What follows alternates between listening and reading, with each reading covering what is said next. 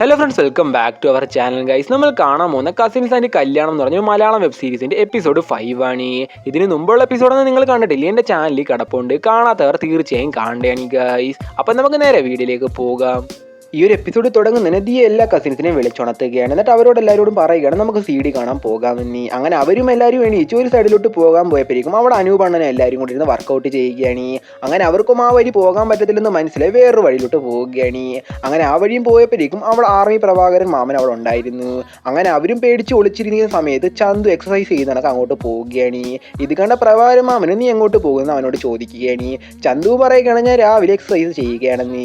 Army Prabhakaran മാമനും പറയുകയാണ് എന്തൊക്കെ നല്ല കാര്യമാണ്, നീ ഒരു നല്ല ചെറുക്കനാന്ന് അവനോട് പറയുകയാണ്.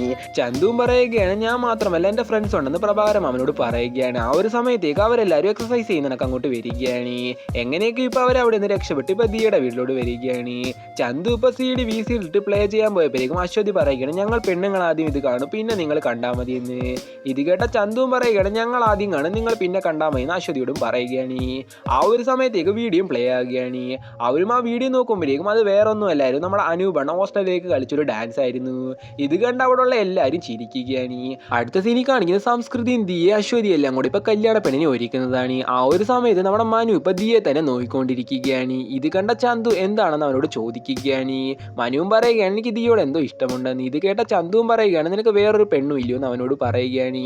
അങ്ങനെ ഇപ്പൊ ആ കല്യാണം കഴിയുകയാണ്. ഇപ്പൊ ചന്തു മനുവിനെ വിളിച്ചുകൊണ്ട് ചെറുക്കൻ്റെ ബെൻസ് കാറിന്റെ അടുത്തോട്ട് ചെല്ലുകയാണ്. എന്നിട്ട് ഈ കാറിന്റെ അകത്തൊക്കെ കയറിയിരുന്നത് നല്ല രസമാണെന്ന് അവനോട് പറയുകയാണ്. ആ ഒരു സമയത്തേക്ക് അവിടേക്ക് മേഘയും വരികയാണ്. എന്നിട്ട് അവരെ രണ്ടുപേരും വിളിച്ചുകൊണ്ട് പോവുകയാണ്. അങ്ങനെ അവരും ഇപ്പം ചെന്ന് നോക്കുമ്പോഴേക്കും സംസ്കൃതി ഇരുന്ന് കരയുകയാണ്.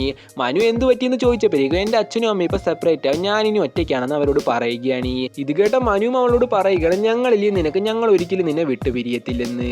ചന്തുവും പറയുകയാണ് ഞാൻ 5 വിഷയത്തിൽ തോട്ടി എന്നിട്ട് ഞാൻ ഹാപ്പി ആയിട്ട് നിൽക്കുന്നില്ലേ എന്ന് പറഞ്ഞ് അവളെ സമാധാനിപ്പിക്കുകയാണ്.